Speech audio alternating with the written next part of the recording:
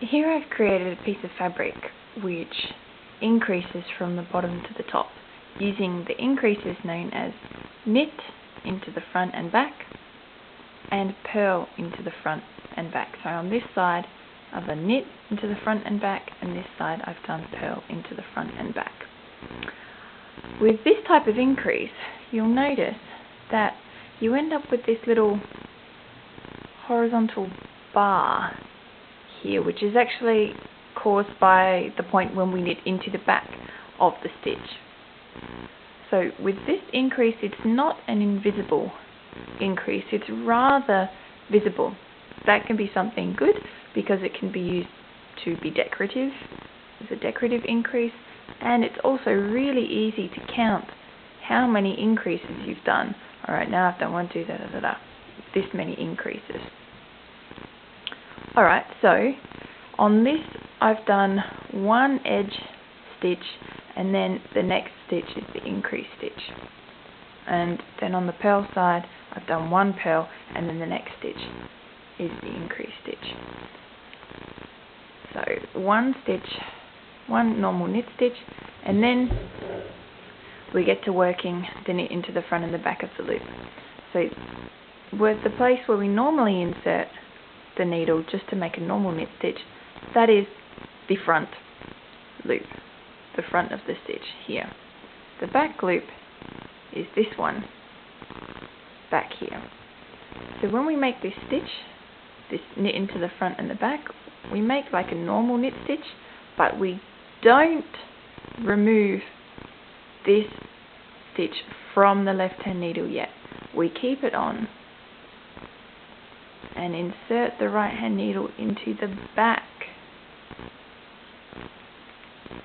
of that stitch, which is usually a little bit tight, and then we work another knit stitch into that. So you can see here this horizontal bar is now formed.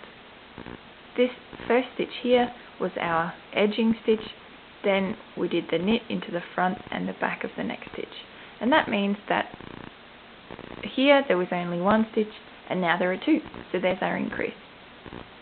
Even though in this pattern that I'm doing there's only one increase per row, I'll do another one now as an example. So first it's just like a normal knit stitch, but we don't remove this part from the needle yet. We keep that stitch on and insert the needle into the back.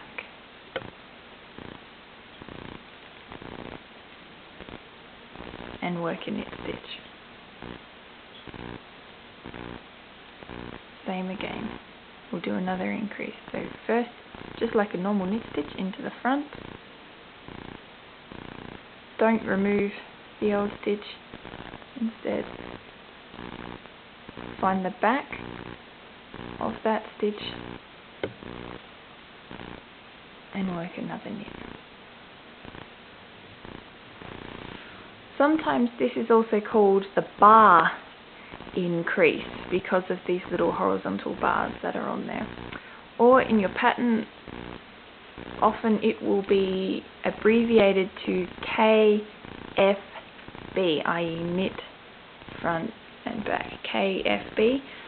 Then here I've been working knit purl into the front and back as well, so that will be abbreviated as PFB, purl front back.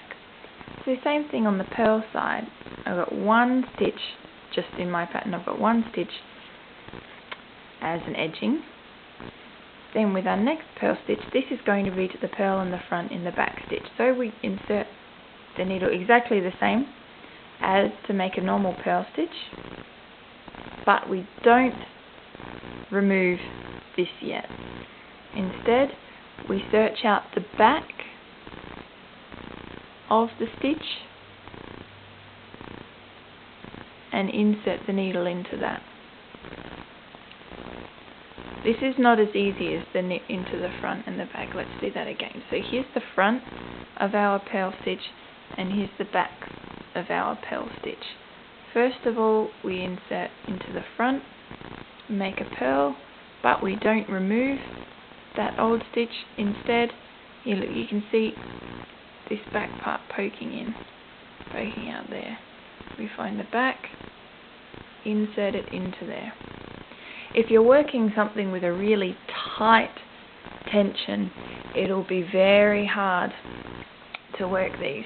I find that with a looser tension it's much easier, because then the stitch will kind of, I suppose, stretch more. So here's our purl into the front and the back. Let's purl into the front. Don't remove it. Find the back loop and do another purl. Alright, one more. Purl into the front, and then the back.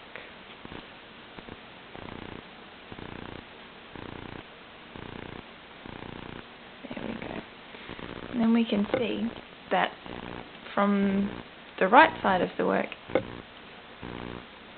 they actually look the same, these increases. Well, we have this horizontal bar here, so that's from when we worked into the back of the stitch. The horizontal bar here from when we worked into the back of the stitch. So there we have our increases using knit into the front and the back of the stitch, and purl into the front and the back of the stitch.